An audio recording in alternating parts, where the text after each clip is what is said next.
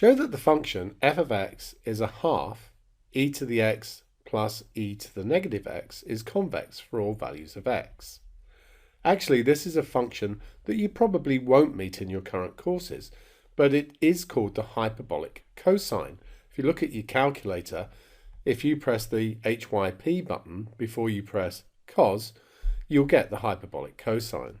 So it is a general function that's used in higher maths.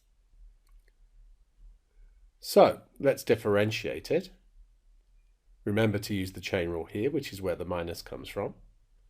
And then differentiate a second time, and you'll see that we're actually back to the original function.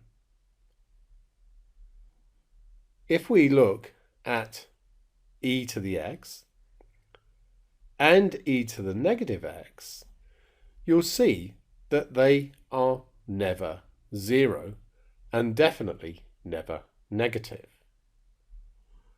Since both e to the x and e to the negative x are positive for all values of x, it follows that this second derivative is greater than or equal to 0. In fact, it's always greater than 0, not just, it can't be equal to.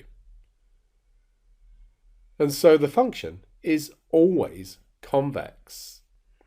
If we look at the function, it's shaped like this. It's called a catenary, and you can see that it is convex.